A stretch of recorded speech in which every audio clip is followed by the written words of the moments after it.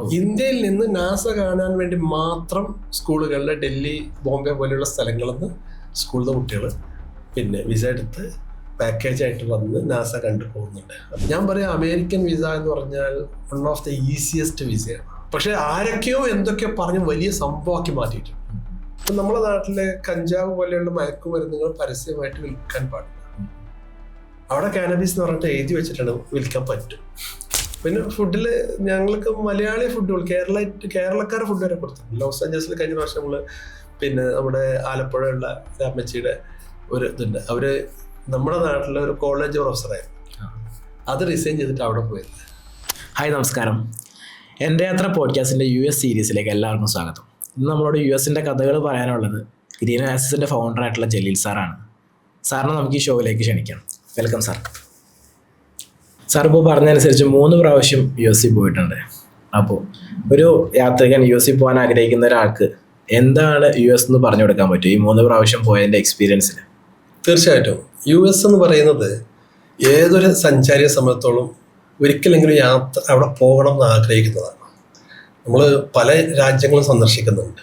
ഓരോ രാജ്യങ്ങളും different culture നൽകുന്നു. US സംബന്ധിച്ച് പറയുകയാണെങ്കിൽ US ഓരോ സ്റ്റേറ്റും 50 സ്റ്റേറ്റുകളുണ്ട്. 50 സ്റ്റേറ്റുകളും ഡിഫറെൻ്റ് കൾച്ചറാണ്. നമ്മൾ സാധാരണ പണ്ട് മുതലേ പഠിക്കുന്നുണ്ട് Columbus discovered America. Actually Columbus പോയിട്ടുള്ളത് ഇന്ത്യയിലേക്കാണ്.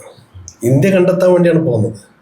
കാറ്റിലും കോളും ഏർപ്പെട്ടിട്ട് ഇത് നേരെ എന്ത് ചെയ്ത് കപ്പൽ പോയിട്ട് അടിഞ്ഞ് അവിടെ ചെന്നപ്പം കറുത്ത വർഗ്ഗക്കാരായ ആളുകൾ അവരെ കണ്ടപ്പോൾ ഒരു റെഡ് കളറുള്ള ആളുകളാണ് ഇപ്പോഴും കാണാൻ പറ്റും. നമ്മൾ പല സ്റ്റേറ്റുകളിലും പോയി കഴിഞ്ഞാൽ ഒരു റെഡ് കളറായിട്ടുള്ള ആളുകൾ അവരെന്ത് വിളിച്ചത് എന്താണ്? Red Indians. അങ്ങനെയാണ് അവിടെ എത്തിപ്പെടുകയും കൊളംബസിന് ആ പേരിലാണ് ഇപ്പോൾ അമേരിക്കയുടെ തലസ്ഥാനമായ വാഷിങ്ടൺ ഒരു സ്റ്റേറ്റിൻ്റെയും ഭാഗമല്ല.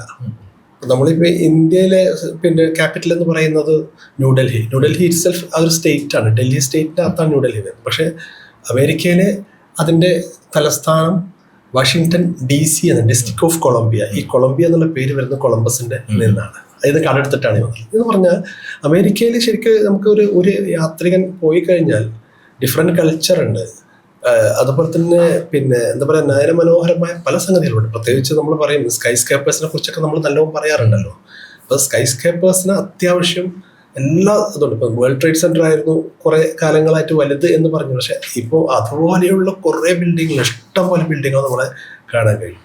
അപ്പം അത് ന്യൂയോർക്കിൽ അങ്ങനെയാണെങ്കിൽ ന്യൂയോർക്ക് കഴിഞ്ഞാൽ പിന്നെ കാണാനുള്ളത് നമുക്ക് നേച്ചുറലായിട്ട് കാണിക്കാൻ പറ്റുന്നതാണ് നയാഗ്ര എന്താ വെച്ചാൽ അത് കാണാതെ US ഇല്ലല്ലോ.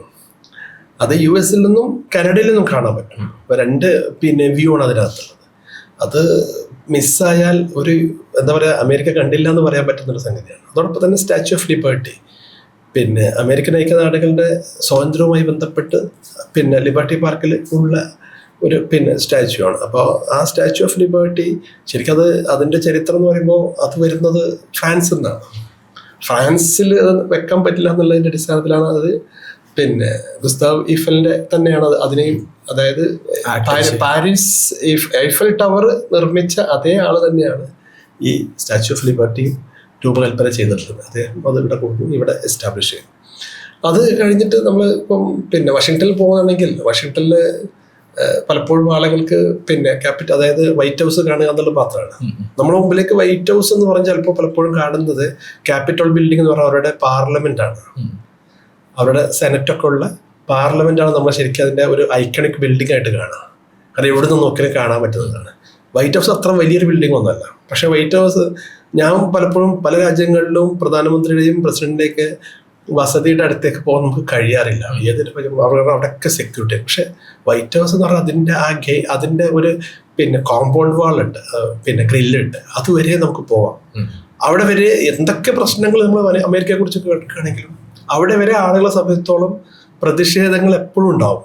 വൈറ്റ് ഹൗസിൽ അമേരിക്കൻ പ്രസിഡന്റിന്റെ വസതിക്ക് മുമ്പിൽ പ്രതിഷേധങ്ങൾ ആരും തടയാറില്ല.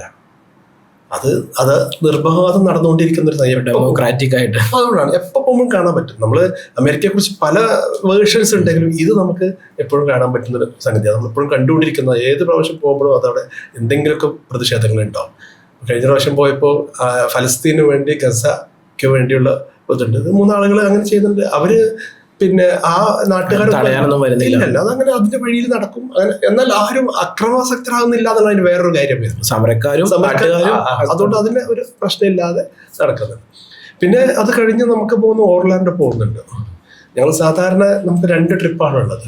ഒന്ന് നോർമലായിട്ട് ഒരു ബജറ്റ് ഓറിയന്റഡ് ആയിട്ട് പിന്നെ ഈസ്റ്റ് കോസ്റ്റ് മാത്രം ഉൾപ്പെടുത്തിക്കൊണ്ട് നമ്മൾ ചെയ്യും. ഈസ്റ്റ് കോസ്റ്റ് ആകുമ്പോൾ എന്താ വെച്ചാൽ മുഴുവൻ ബസ്സിലായിരിക്കും യാത്രകൾ ഉണ്ടാവുക.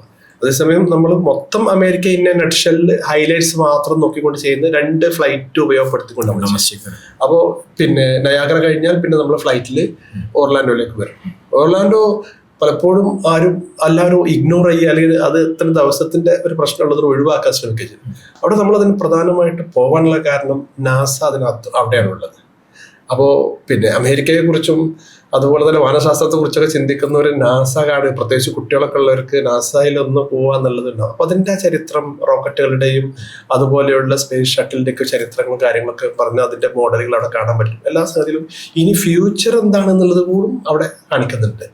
ഇപ്പം നമ്മൾ പിന്നെ വ്യാഴത്തില് മാസിൽ അവരൊക്കെ പോകുന്നതിനെ കുറിച്ചൊക്കെ അവിടെ പിന്നെ അതിൻ്റെ എല്ലാം എക്സ്പീരിയൻസ് ചെയ്യാനുള്ള എക്സ്പീരിയൻസ് സെൻറ്റർ അടക്കം അവിടെ ഉണ്ട്.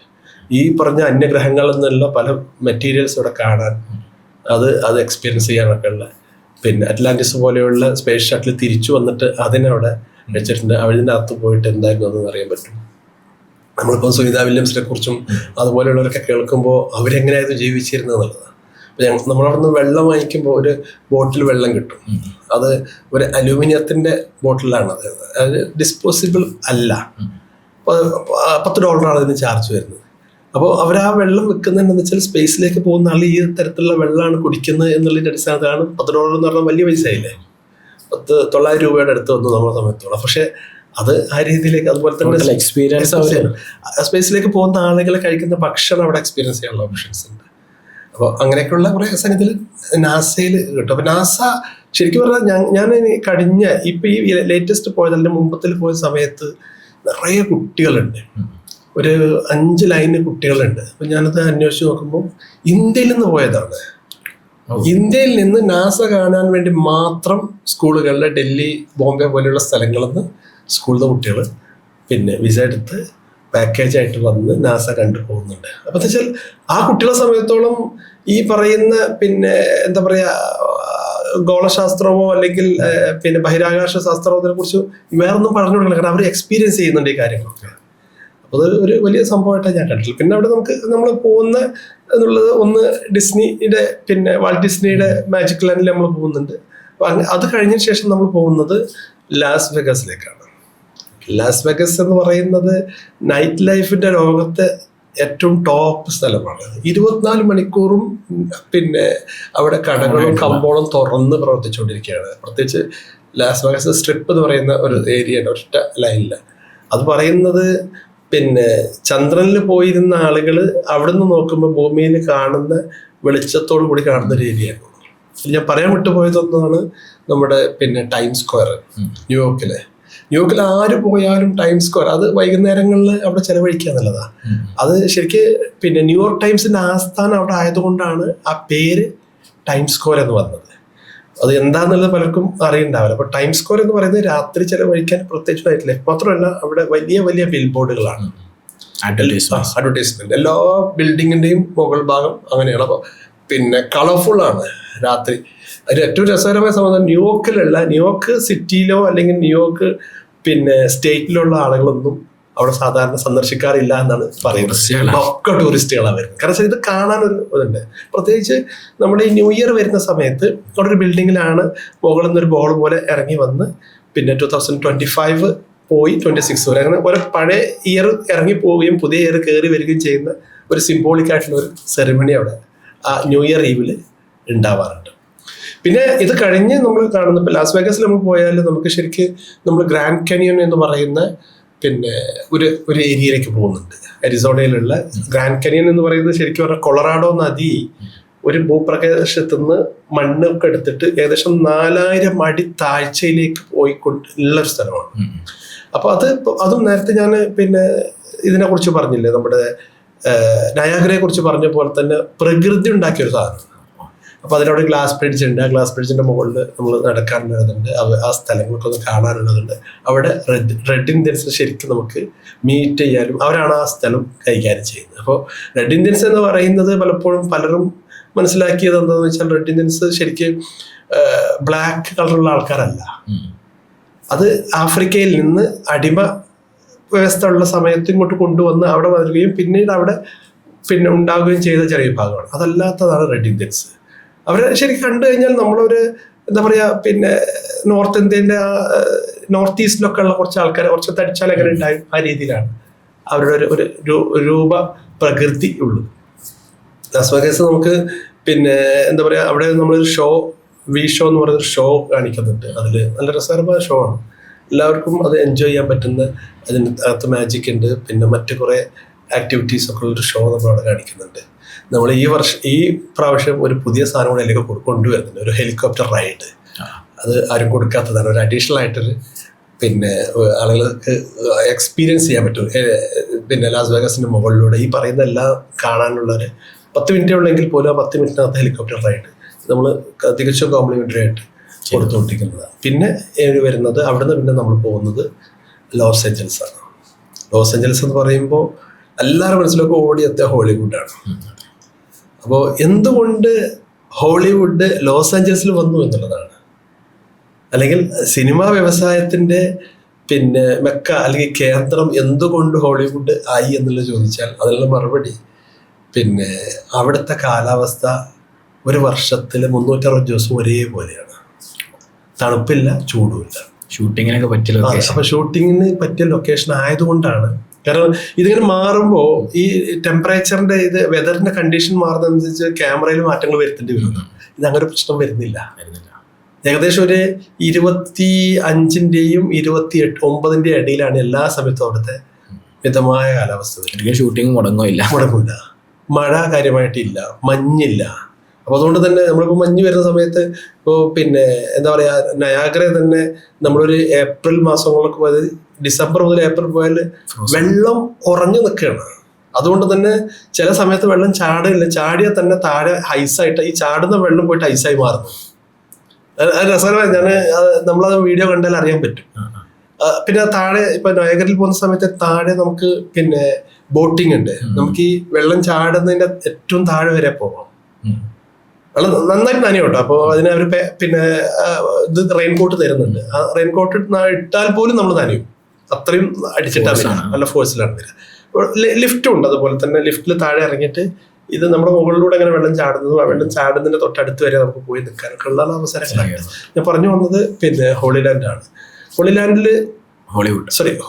ഹോളിവുഡ് എന്താ പറയാ, നമ്മൾ പിക്ചറിലൊക്കെ കാണുന്ന ഒരു മലയുടെ മുകളിൽ ഹോളിവുഡ് എന്ന് എഴുതിയിട്ട് കാണിക്കും. ആക്ച്വലി അതും ഹോളിവുഡും തമ്മിൽ വലിയ ബന്ധങ്ങളില്ല. ഹോളിവുഡിൽ തന്നെ ഉള്ള റിയൽ എസ്റ്റേറ്റ് ഒരു കമ്പനി ഉണ്ടായിരുന്നു. ആ മല വിൽക്കാൻ വേണ്ടി അവിടെ ഹോളിവുഡ് വലുതാക്കി എഴുതി വെച്ച് അത് വിൽപ്പണം. പലരും ചോദിക്കാറുണ്ട് എന്താ നമ്മൾ അവിടെ പോകുന്നത്. അതല്ല ഹോളിവുഡ് എന്ന് പറഞ്ഞാൽ അവിടെയുള്ള സിറ്റിയാണ്. അവിടെയാണ് നമുക്ക് നമ്മുടെ ഇന്ത്യയിലുള്ള പല നടന്മാർക്കും വീടുകളുള്ള സ്ഥലം അവിടെയാണ്.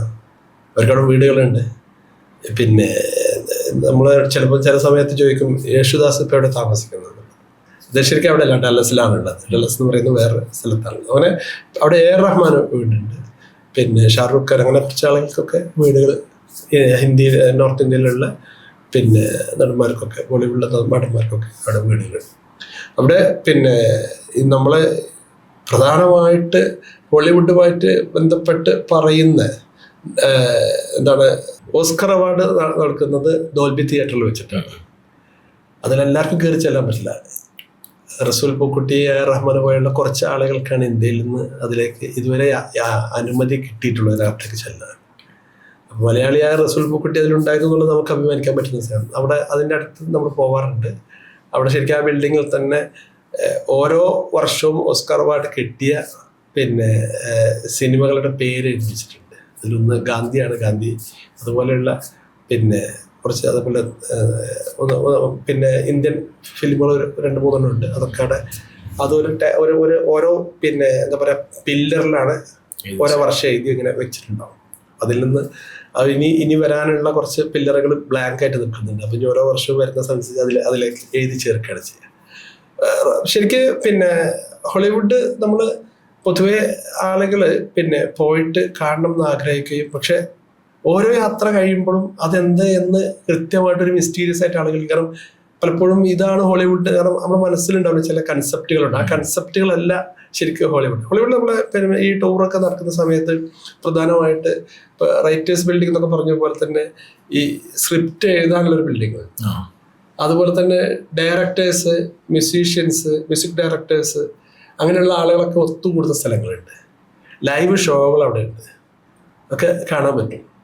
ഹോളിവുഡിൽ നമ്മൾ ഓരോ സ്ഥലങ്ങൾ കണ്ടുകൊണ്ടിരിക്കുമ്പോൾ കഴിഞ്ഞ പ്രാവശ്യം നമ്മുടെ ഗൈഡ് ഒരു ചരിത്രം പറയണ്ടായി.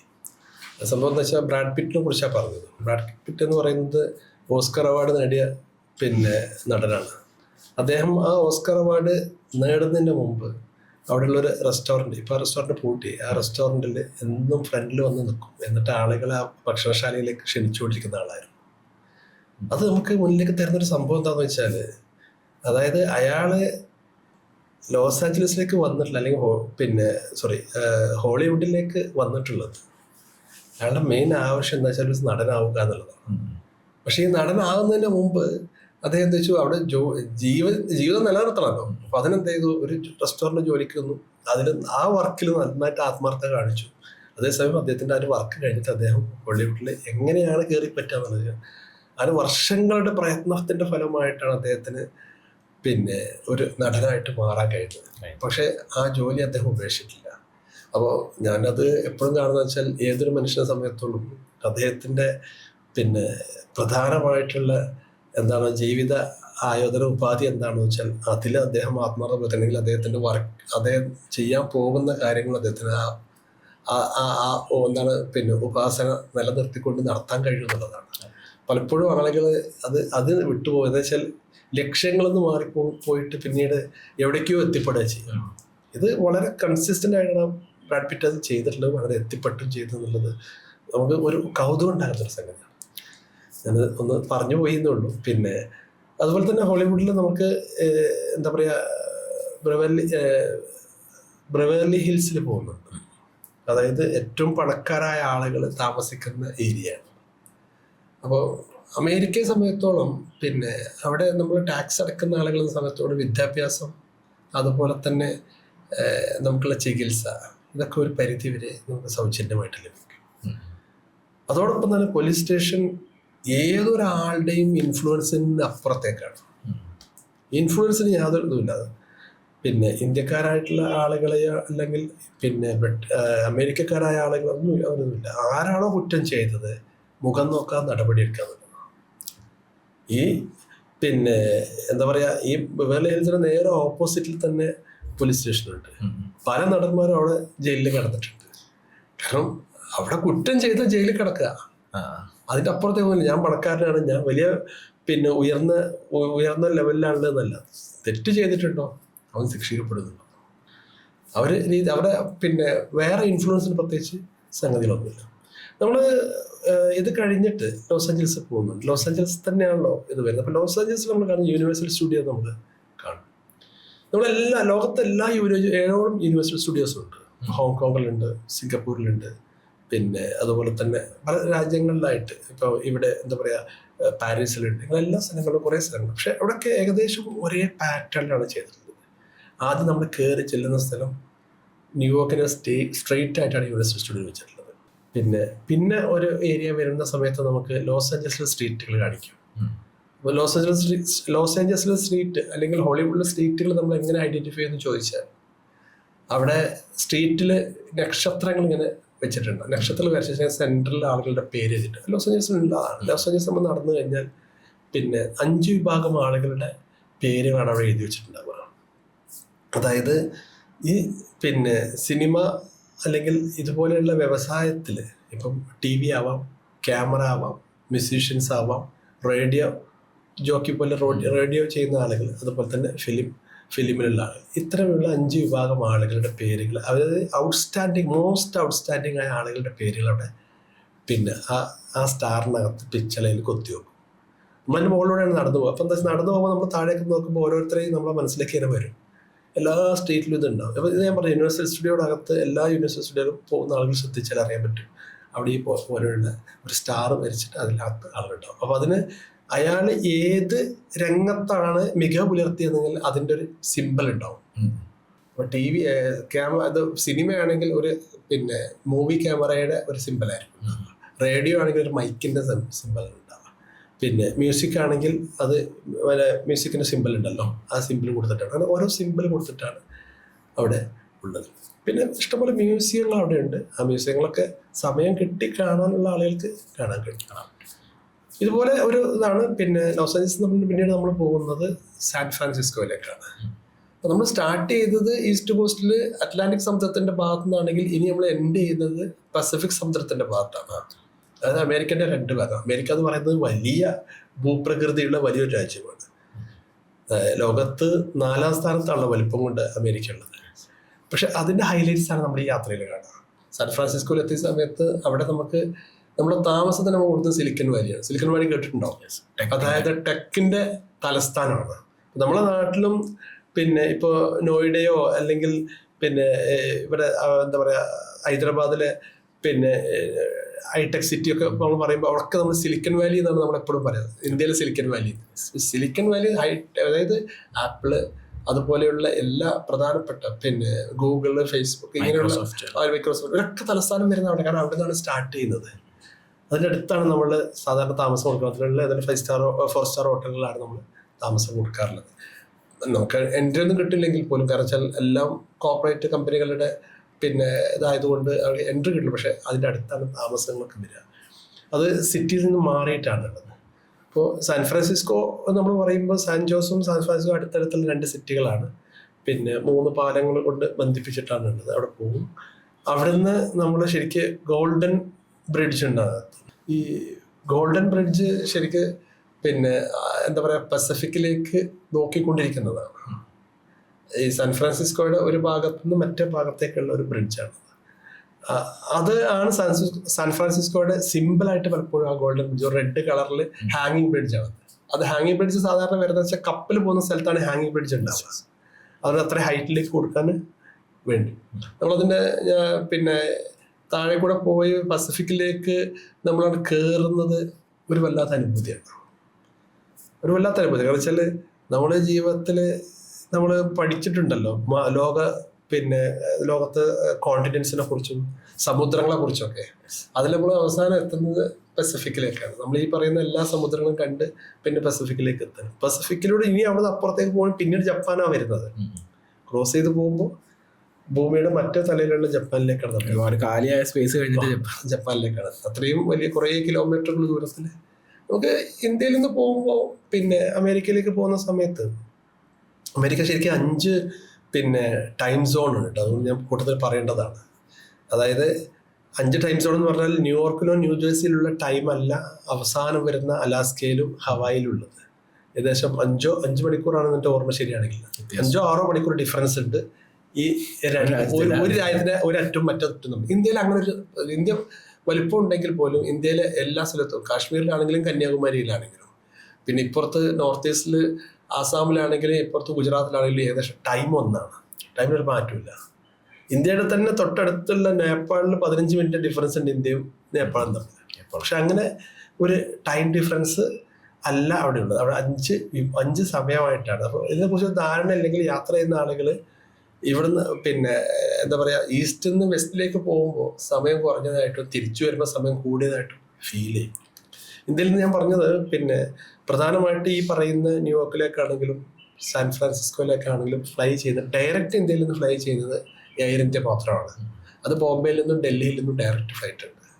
അത് കൂടാതെ കുറച്ചുകൂടി കംഫർട്ടബിൾ ആയിട്ട് ആളുകൾക്ക് പോകുന്നുണ്ടെങ്കിൽ മിഡിൽ ഈസ്റ്റിലുള്ള പിന്നെ പ്രധാനപ്പെട്ട 2 എയർലൈനായ എമിറേറ്റ്സും ഖത്തർ എയർവേസുമാണ് ബ്രേക്ക് ചെയ്തിട്ട്, അതായത് നമ്മൾ ദുബായിലോ അല്ലെങ്കിൽ ദോഹയിലോ ബ്രേക്ക് ചെയ്തിട്ട് പിന്നീടുള്ള സമയം 13 മണിക്കൂർ യാത്ര, ലോങ് ഡ്രൈവ്.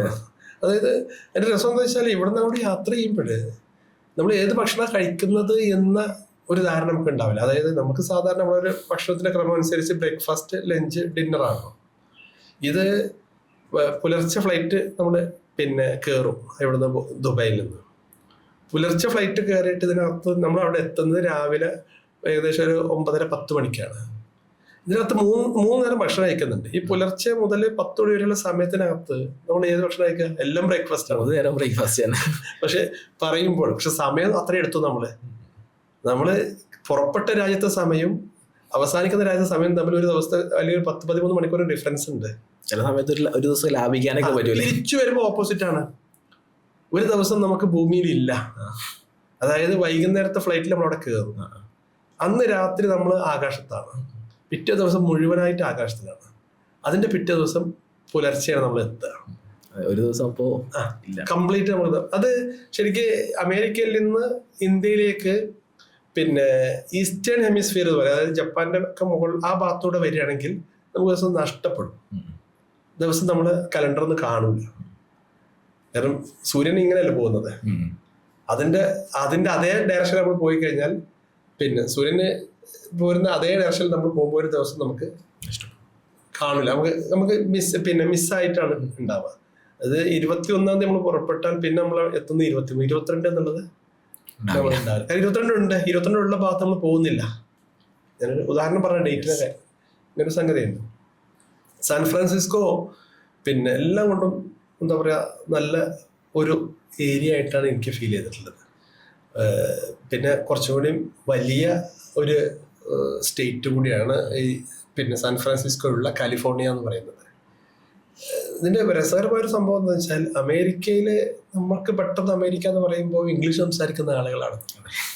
ഇംഗ്ലീഷ് മാത്രമല്ല, ന്യൂയോർക്കിൽ മാത്രം ഏകദേശം 700ഓളം ഭാഷകൾ സംസാരിക്കുന്നു എന്നാണ് പറയുന്നത്. എന്നുവെച്ചാൽ കുടിയേറിയ കുറേ ആളുകളുണ്ടല്ലോ, പല രാജ്യങ്ങളിൽ നിന്നും കുടിയേറിയ ആളുകൾ അവരവരുടെ ഭക്ഷണവും അവരുടെ ഭാഷയും ആയിട്ടാണ് വന്നിട്ടുള്ളത്. വസ്ത്രം എന്തായാലും ഉണ്ടാവും, അത് കൂടാതെ അവരുടെ ഭാഷയും അവരുടെ പിന്നെ ഭക്ഷണ രീതികളും എല്ലാം കൊണ്ടുവന്നിട്ടുണ്ട്. അപ്പോ ഒരു സമയത്ത് ബ്രിട്ടൻ ആയിരുന്നല്ലോ അമേരിക്ക ഭരിച്ചിട്ടുണ്ട്. ആ സമയത്ത് സ്പെയിൻ വന്ന് ഭരിച്ചിട്ടുണ്ട്. എല്ലാവരും ഭരിച്ചിട്ടുണ്ട്. അവിടെ കൂടുതൽ ശരിക്കും പറയുന്നത് ഡച്ച് ആയ ആളുകളാണ് ഡച്ചുകാർ കൂടുതൽ ഉണ്ടായിട്ടുണ്ട്. ആംസ്റ്റർഡാമിൽ നിന്നൊക്കെ വന്ന ആളുകൾ. ന്യൂയോർക്ക് സിറ്റിയുടെ ആദ്യത്തെ പേരെന്തോ ന്യൂ ആംസ്റ്റർഡാം എന്നുള്ള പേരുണ്ടായിരുന്നു. ന്യൂ ആംസ്റ്റർഡാം എന്നുള്ള പേരായിരുന്നു. അത് കഴിഞ്ഞിട്ട് മാറ്റിയത്. അതുകൊണ്ടാണ് വരുന്നത്, കാരണം അവരാണ് കൂടുതൽ ഉണ്ടായിരുന്നത്. അപ്പോൾ പല രാജ്യങ്ങളിൽ നിന്നുള്ള ആള്, പ്രത്യേകം ഞാൻ പറഞ്ഞു വന്നത് കാലിഫോർണിയ എന്ന് പറഞ്ഞാൽ ശരിക്കും മെക്സിക്കോയുടെ ഭാഗമായിരുന്നു. അങ്ങനെ കുറച്ച് ഏരിയകളുണ്ട് മെക്സിക്കോയുടെ. അപ്പൊ അവര് സംസാരിക്കുന്നത് സ്പാനിഷാണ്. അവരുടെ പ്രൈമറി ഭാഷ സ്പാനിഷാണ്. അവർ പരസ്പരം സംസാരിക്കാതാണ്. പിന്നെ ഒഫീഷ്യൽ ലാംഗ്വേജ് ഇംഗ്ലീഷ് ആയതുകൊണ്ട് അങ്ങനെ സംസാരിക്കും. പിന്നെ ഫെഡറൽ സ്റ്റേറ്റിൻ്റെതായ രീതികളാണ് ഉള്ളത്. ഒരു രാജ്യത്ത് ഉള്ള നിയമങ്ങളല്ല, ഒരു സ്റ്റേറ്റിലുള്ള നിയമമല്ല മറ്റൊരു സ്റ്റേറ്റിലുള്ളത്. ഓരോ സ്ഥലത്തിന്റെയും അവിടുത്തെ കൾച്ചറും ബേസ് ചെയ്തിട്ട് നിയമം. അതെ, അതിപ്പം നോക്കിക്കഴിഞ്ഞാല് ഇപ്പൊ നമ്മുടെ നാട്ടിലെ കഞ്ചാവ് പോലെയുള്ള മയക്കുമരുന്നുകൾ പരസ്യമായിട്ട് വിൽക്കാൻ പാടില്ല. അവിടെ കാനബീസ് എന്ന് പറഞ്ഞിട്ട് എഴുതി വെച്ചിട്ടാണ് വിൽക്കാൻ പറ്റും. അതായത് എത്ര കുറഞ്ഞ സ്റ്റേറ്റിൽ മാത്രമാണ് നിരോധിച്ചിട്ടുള്ളത്. ബാക്കി സ്റ്റേറ്റുകളിലൊക്കെ ചെറുകിട ആവശ്യങ്ങൾക്ക് ഉപയോഗിക്കാം. പിന്നെ കുറച്ചും കൂടി ശക്തി കൂടിയ മരുന്നുകളും ഉപയോഗിക്കാൻ പറ്റുന്ന സ്റ്റേറ്റുകളുണ്ട്. അപ്പോൾ ഞാൻ പറഞ്ഞാൽ വ്യത്യസ്തമായ ഫെഡറൽ സംവിധാനമാണെങ്കിലും ഓരോ സ്റ്റേറ്റിനും അവരുടേതായ നിയമങ്ങളാണ് നടപ്പിലാക്കിക്കൊണ്ടിരിക്കുന്നത്. ഫെഡറൽ സംവിധാനത്തിന്റെ ഭാഗമായിട്ട് പ്രസിഡന്റ് അവിടെ ഉണ്ട്, അത് കൺട്രോൾ ചെയ്യുന്നു എന്നതല്ലാതെ പക്ഷെ ബാക്കി എല്ലാ സംഗതികളും. പിന്നെ വിദ്യാഭ്യാസം ഒന്നും നമുക്ക് പറയേണ്ട കാര്യമില്ലല്ലോ. അതുപോലെ തന്നെ ടെക്നോളജിക്കലി അവർ വളരെ അഡ്വാൻസ്ഡ് ആണ്.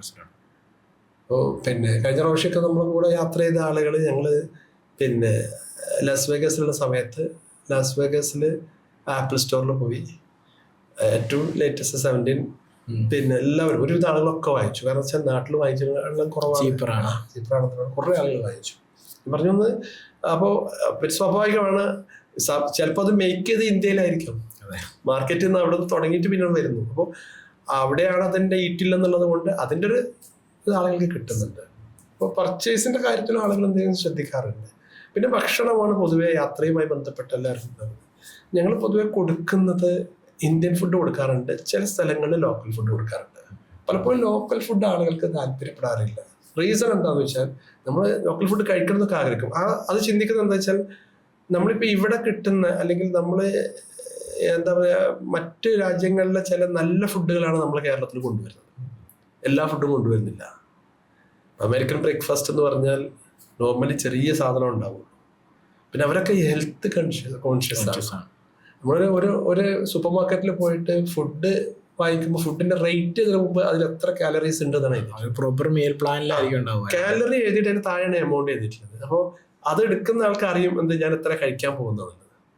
അപ്പോൾ ആ ഒരു നല്ല ഫുഡ് ഒക്കെ കഴിക്കുന്ന ആൾ വളരെ കൃത്യമായിട്ട് നോക്കിയിട്ടേ കഴിക്കുള്ളൂ. അതല്ലാത്ത ആളുകളുണ്ട്, അതായത് ജങ്ക് ഫുഡ് കഴിക്കുന്ന ആളുകൾ ഉണ്ടാവാം, എല്ലായിടത്തും ഉണ്ടാവുമല്ലോ. പക്ഷെ അതിൻ്റെ അപ്പുറത്തേക്കാണ് ഈ കാര്യങ്ങൾ വരുന്നത്. പിന്നെ ഫുഡിൽ ഞങ്ങൾക്ക് മലയാളി ഫുഡുകൾ കേരളക്കാരുടെ ഫുഡ് വരെ കൊടുത്തിട്ടുണ്ട്. ലോസ് ആഞ്ചലസിൽ കഴിഞ്ഞ പ്രാവശ്യം നമ്മൾ പിന്നെ നമ്മുടെ ആലപ്പുഴയുള്ള ഒരു അമ്മച്ചിയുടെ ഒരു ഇതുണ്ട്. അവര് നമ്മുടെ നാട്ടിലെ ഒരു കോളേജ് പ്രൊഫസറായിരുന്നു. അത് റിസൈൻ ചെയ്തിട്ട് അവിടെ പോയിട്ട് അവരുടെ മക്കളും ഒക്കെ ഉണ്ട്, മലയാളികളുടെ. ഇപ്പൊ മെഡിസിൻ പഠിക്കുന്ന കുട്ടികളൊക്കെ ഉണ്ട്. അവർ മെഡിസിൻ ക്ലാസ് കഴിഞ്ഞ് വന്നാൽ ഇവിടെ സെർവ് ചെയ്യാൻ നിൽക്കുന്നുണ്ട്. നല്ല ഉഷാറായിട്ട് നല്ല ഫുഡ്, നല്ല ക്വാളിറ്റി ഫുഡുകൾ. പിന്നെ അത് ഞാൻ പറഞ്ഞു, നമ്മൾ ബുഫേ ആയിട്ടുള്ള നല്ല ഫുഡുകളാണ് അതിൽ കൊടുക്കാറില്ല. അധികം ഇന്ത്യൻ ബേസ്ഡ് ആയിട്ടുള്ള ഫുഡുകളാണ് കൊടുക്കുക. എന്താ വെച്ചാൽ യാത്രയിൽക്കിടയിൽ വേറെ പ്രശ്നങ്ങൾ ഇല്ലാതിരിക്കാൻ, വയറിനൊക്കെ പ്രശ്നങ്ങൾ ഇല്ലാതിരിക്കാൻ വേണ്ടി. പിന്നെ അത് വെച്ചാൽ അത്യാവശ്യം വെറൈറ്റികൾ ഉണ്ടാവും. പല സ്ഥലങ്ങളിലും പിന്നെ മട്ടൻ അടക്കമുള്ള ഡിഫറെൻറ്റ് നോൺ വെജ് കൊടുക്കാറുണ്ട്. ഇനി വെജിറ്റേറിയൻ ആയിട്ടുള്ള ആളുകളാണെങ്കിൽ അത് അതേപോലെ തന്നെ നമ്മൾ അങ്ങനെ തന്നെ കീപ്പ് ചെയ്ത് കൊടുക്കാറുണ്ട്. അപ്പോൾ എല്ലാ വിഭാഗമാണ് കേരളത്തിൽ നിന്നല്ല. ഇപ്പം നമുക്ക് എൻക്വയറീസ് വരുന്നു, പുറത്തുനിന്നുള്ള എൻക്വയറീസും വരുന്നുണ്ട്. അതായത് നോർത്ത് ഇന്ത്യയിൽ നിന്നൊക്കെ. അപ്പോൾ നോർത്ത് ഇന്ത്യയിൽ നിന്നൊക്കെ വരുമ്പോൾ സ്വാഭാവികമായിട്ടും ജെയിൻ ഫുഡ് പോലെയുള്ള ഫുഡുകൾ. ജെയിൻ ഫുഡ് നമ്മൾ വെറും വെജിറ്റേറിയൻ്റെ ലെവലിലല്ലല്ലോ, മണ്ണിൻ്റെ അടിയിലുള്ളത്. അതെ, കഴിക്കാൻ പാടില്ല അവർക്ക്. അതായത് കിഴങ്ങ് വർഗ്ഗങ്ങളോ ഭൂമിൻ്റെ അടിയിൽ നിന്ന് അതൊന്നും കഴിക്കാൻ പാടില്ല. അപ്പോൾ ജെയിൻ ഫുഡ് പ്രത്യേകം തന്നെ പ്രിപ്പയർ ചെയ്തിട്ട് നമ്മൾ വെക്കും. അപ്പോൾ ഏതൊരാളുടെയും ഫുഡ് ഹാബിറ്റിനെ നമ്മൾ മാനിക്കും. എന്നുവെച്ചാൽ യാത്രയിൽ അവരുടെ എങ്ങനെയാണോ അവരുടെ ഡിഗ്നിറ്റി നമ്മൾ മാനിക്കുന്നത്, അതുപോലെ തന്നെ അവരുടെ ഫുഡ് ഹാബിറ്റിനെ നമ്മൾ മാനിച്ചു. അതിൻ്റെ പേരിൽ ഡിസ്കംഫോർട്ടായിട്ട് ഉണ്ടാവില്ല. പിന്നെ പൊതുവെ വരുന്ന ആളുകളുടെ പൊതുവെ ചോദിക്കുന്ന ഒരു ചോദ്യം വിസ പ്രോസസ്സിംഗ് ആണ്. ഞാൻ പറയാം, അമേരിക്കൻ വിസ എന്ന് പറഞ്ഞാൽ വൺ ഓഫ് ദ ഈസിയസ്റ്റ് വിസയാണ്. പക്ഷെ ആരൊക്കെയോ എന്തൊക്കെയോ പറഞ്ഞ് വലിയ സംഭവമാക്കി മാറ്റിയിട്ടുണ്ട്. സത്യത്തിൽ അങ്ങനെ ഇല്ല. അതായത് പിന്നെ നമ്മുടെ ഫിനാൻഷ്യൽ സ്റ്റെബിലിറ്റി നല്ലതാണെങ്കിൽ നമുക്ക് കിട്ടും. ഒന്നുമില്ല, അതായത് ഫിനാൻഷ്യൽ പിന്നെ ട്രാവൽ ഹിസ്റ്ററി ഇല്ലാത്തവർ ആദ്യമായിട്ട് അമേരിക്കയിലേക്കാണ് പോകുന്നതെങ്കിൽ അത് കിട്ടില്ല. അല്ല, ആദ്യം മറ്റു രാജ്യങ്ങളൊക്കെ പോയിട്ട് അമേരിക്ക ഉണ്ട്. കാരണം അമേരിക്ക ഒരു എമിഗ്രേഷൻ ഒരു തലസ്ഥാനം, അതായത് എമിഗ്രൻസ് കുറെ വരുന്ന, കുടിയേറ്റക്കാർ കുറെ വരുന്ന ഒരു സ്ഥലമായതുകൊണ്ട് അത് വരാതിരിക്കാൻ ലീഗലായിട്ട് വരുന്നതിന് മാത്രമേ അവർ പ്രോത്സാഹിപ്പിക്കുന്നുള്ളൂ. ഇല്ലീഗലായിട്ട് വരുന്നവർ പ്രോത്സാഹിപ്പിക്കുന്നില്ല. അപ്പം അങ്ങനെ വരാതിരിക്കാനാണ് എന്താ വെച്ചാൽ ആരെങ്കിലും വിസക്ക് അപ്ലൈ ചെയ്താൽ കൊടുക്കാതിരിക്കുന്നത്. എന്നാൽ അത് പ്രോപ്പറായിട്ടാണെങ്കിൽ ഇപ്പം നമ്മളുടെ എക്സ്പേർട്ട് ടീം അതിനെ കൃത്യമായിട്ട് നോക്കി ഡോക്യുമെന്റേഷനൊക്കെ ക്ലിയർ ആണ് എന്ന് ഉറപ്പ് വരുത്തിയതിനു ശേഷമാണ് അപ്ലൈ ചെയ്യുന്നത്. അതോടൊപ്പം തന്നെ 2 സ്റ്റേജാണ് ഇതിനകത്തുള്ളത്. ഒരു സ്റ്റേജ് എന്ന് പറയുന്നത് പിന്നെ നമ്മുടെ ബയോമെട്രിക്സ് എടുക്കുന്ന സ്റ്റേജാണ്. നമ്മുടെ ഡോക്യുമെന്റ് ഒക്കെ കൊടുത്തു കഴിഞ്ഞാൽ നമ്മുടെ കയ്യിൻ്റെ പിന്നെ വിരലുകളും കണ്ണും എടുത്തിട്ട് ബയോമെട്രിക്സ്, അത് കഴിഞ്ഞതിന് ശേഷമാണ് ഇൻ്റർവ്യൂ ഉള്ളത്. അതൊരു അമേരിക്കൻ പിന്നെ നാഷണൽ ആയിരിക്കും അതിൻ്റെ ഇൻ്റർവ്യൂ നടത്തുന്നത്. അവർ കൃത്യമായിട്ട് നമ്മളോട് ചോദിക്കും, എംബസി പോകണം. അവരുമായിട്ട് ഇരുന്ന് അവരകത്ത് ഇരുന്ന് നമ്മളോട് ചോദിക്കും. അവർ ചോദിക്കുന്ന ചോദ്യങ്ങൾക്ക് മാത്രമേ ആൻസർ പറയുള്ളൂ. അപ്പൊ നമുക്കറിയാം, കാരണം കുറെ കാലം നമ്മളിത് ചെയ്യുന്നത് കൊണ്ട് നമുക്കറിയാം എന്തൊക്കെ ചോദ്യങ്ങളാണ് പൊതുവെ എക്സ്പെക്ട് ചെയ്യാൻ പറ്റുക. അപ്പൊ നമ്മൾ എന്ത് ചെയ്യും, അത് വെച്ചിട്ട് ഒരു മോക്ക് ഇന്റർവ്യൂ ഈ പോകുന്ന ആൾക്ക് നടത്തും. അപ്പൊ പോയി വരുന്ന ആളുകൾക്ക് നിങ്ങൾ പറഞ്ഞ കാര്യങ്ങളാണ് അവിടെ ചോദിച്ചത്. അപ്പൊ ഈ ഇന്റർവ്യൂ നടത്തിയിട്ട് അവർ തെറ്റായ ആൻസറാ പറഞ്ഞെങ്കിൽ അത് നമ്മൾ തിരുത്തി കൊടുത്ത് ഇന്നതാണ് പറയേണ്ടത് കൃത്യമായിട്ട് പറഞ്ഞ് മനസ്സിലാക്കി അവരെ പഠിപ്പിച്ചു വിടണം. പക്ഷെ അങ്ങനെയൊക്കെ ആണെങ്കിലും ചില ആളുകൾ എന്ത് ചെയ്യുമെന്ന് വെച്ചാൽ അവരുടെ ഇതൊക്കെ ഒന്നും കേൾക്കാതെ അവർ സ്വന്തം നിരക്ക് പറയും, ചിലപ്പോൾ എന്താവും ഫെയിൽ ആവാൻ സാധ്യത. ഇതിന്റെ അർത്ഥം എന്ന് വെച്ചാൽ ഫിനാൻഷ്യൽ സ്റ്റെബിലിറ്റി മാത്രമല്ല അവർ നോക്കുന്നത്, നമ്മളുടെ ആ ഇന്റർവ്യൂവിലുള്ള നമ്മളുടെ പെർഫോമൻസ്, ചോദിക്കുന്ന കാര്യങ്ങൾക്ക് സത്യസന്ധത. അവരടുത്ത് കുറെ ഡാറ്റകളുണ്ട്. ഈ ഡാറ്റ കോൺട്രാഡിക്റ്റ് ചെയ്യാൻ നമ്മൾ കൊടുത്തതാണ്, അതിന് കോൺട്രാഡിക്റ്റ് ചെയ്യാൻ പാടില്ല. ഇപ്പൊ വലിയൊരു സംഖ്യ പിന്നെ എന്താ പറയാ ഇൻകം ടാക്സ് അടക്കുന്നത് 10-20 ലക്ഷത്തോളം ഇൻകം ടാക്സ് അടക്കുന്ന ഒരാൾ, അറിയാം 20 ലക്ഷം ഇൻകം ടാക്സ് അടക്കുന്ന ആൾ എന്ന് പറഞ്ഞാൽ അത്യാവശ്യം ഫിനാൻഷ്യലി സ്റ്റേബിൾ ആയിരിക്കും. ടാക്സ് അടക്കുന്ന ആളാണ്. അയാളെ പിന്നെ റവന്യൂ അയാൾ വെച്ചതല്ല, ടാക്സ് അടക്കുന്ന ഒരാൾ. അപ്പോൾ അദ്ദേഹത്തിന് എന്ന് വെച്ചാൽ ഇത്രയധികം ടാക്സ് ഞാൻ അടക്കുന്നു, അല്ലെങ്കിൽ അതിൽ പറഞ്ഞ പ്രശ്നമാണെന്ന് വിചാരിച്ചിട്ട് അദ്ദേഹം എന്ത് ചെയ്തു, അദ്ദേഹത്തിന്റെ സെക്രട്ടറി നമ്മൾ വിളിച്ചിട്ട് പറഞ്ഞു ചെറിയ ഇത് എഴുതിയാൽ മതി, ഒരു 3 ലക്ഷം മന്ത്ലി കാണിച്ചാൽ മതി. 3 ലക്ഷം × 12 36 ലക്ഷം, ഇതാണ് ആളുടെ വരുമാനം. 36 ലക്ഷം വരുമാനമുള്ള ആള് എങ്ങനെയാണ് പിന്നെ 20 ലക്ഷത്തോളം പ്രോഫിറ്റ് ആയിട്ട് വരുമാനം കാണിക്കാൻ പറ്റുക, അത് ചെലവില്ലേ? ടാക്സ്. അപ്പോൾ അത് വെച്ചിട്ടാണ് ടാക്സ് അടക്കുന്നുണ്ടല്ലോ. അപ്പോൾ ടാക്സ് അടക്കുന്നത് മുഴുവൻ എമൗണ്ടിനല്ലല്ലോ, അല്ല, അദ്ദേഹത്തിന് കിട്ടുന്ന വരുമാനത്തിന്റെ ഒരു പെർസെന്റേജ് അല്ല ടാക്സ് അടക്കുന്നത്. അത് കോൺട്രാക്ട് ചെയ്യുന്നുണ്ട്. ആ ഒറ്റ കാരണം കൊണ്ട് ഇത്രയും ഫിനാൻഷ്യൽ സ്റ്റെബിലിറ്റി ഉള്ള ആൾക്ക് അദ്ദേഹം പറഞ്ഞു, എൻ്റെ അടുത്ത് വന്നിട്ട് പറഞ്ഞു, ഞാൻ അപ്പം എൻ്റെ മനസ്സിൽ അത് തോന്നി, അത് പറഞ്ഞു എന്നാണ്. അപ്പോൾ ഞാൻ പറഞ്ഞതെന്ന് വെച്ചാൽ കൃത്യമായ കാര്യങ്ങൾ സത്യസന്ധമായിട്ട് പറയുക, ചോദിക്കുന്നതിന് ആൻസർ പറയുക, അത്രേ ഉള്ളൂ. അതിൽ പിന്നെ ബാങ്ക് ബാലൻസ് ക്ലിയർ ആവണം, അത്യാവശ്യം ഉണ്ടാവണം. ഒരു 2-3 ലക്ഷം ഉണ്ടെങ്കിൽ ഓക്കെയാണ്. പല രാജ്യങ്ങൾ സന്ദർശിച്ചിട്ടുണ്ട്, ഓക്കെയാണ്. ഒരു സ്ഥലത്തും ബ്ലാക്ക് മാർക്സോ അതിലൊന്നും ഇല്ല, തീർച്ചയായിട്ടും തിരിച്ചു വരുമെന്നുള്ള എന്തെങ്കിലും ഒരു അത് നമ്മൾ അധികം ചെയ്യാന്ന് വെച്ചാൽ ഇവർക്ക് ഇവിടെ ഫിനാൻഷ്യലായിട്ട് എന്തൊക്കെയുണ്ടോ അതൊക്കെ ഇവിടെ ഒരു കമ്പനി നമ്മൾ ചെയ്യും. മാനേജർ ആണെങ്കിൽ ഓണറാണെങ്കിൽ അത് സ്റ്റാഫിനടക്കം കിട്ടും. ഐ മീൻ അത്ര ഇതൊന്നുമില്ല, എല്ലാവരും കിട്ടും. പിന്നെ മാരീഡ് ആയ ആളുകൾ, ചെറുപ്പക്കാരായ ആളുകൾ എപ്പോഴും ശ്രദ്ധിക്കേണ്ടത് അവരുടെ ഭാര്യയ്ക്കും കൂടി കൂട്ടത്തിൽ വിസക്ക് അപ്ലൈ ചെയ്യുന്നതാണ്. എന്തായാലും ഈ വിസ 10 വർഷത്തെ വാലിഡിറ്റി ഉണ്ടല്ലോ, എപ്പോൾ വേണമെങ്കിലും പോയി വരാം. ഒരിക്കൽ കിട്ടി കഴിഞ്ഞാൽ പിന്നെ റിന്യൂവൽ വളരെ ഈസിയാണ്. രണ്ടാമത്തെ റിന്യൂവലിന് പോകുന്ന സമയത്തിൻ്റെ ഉള്ളിലാണെങ്കിൽ നമുക്ക് ആൾ പോകേണ്ടതില്ല.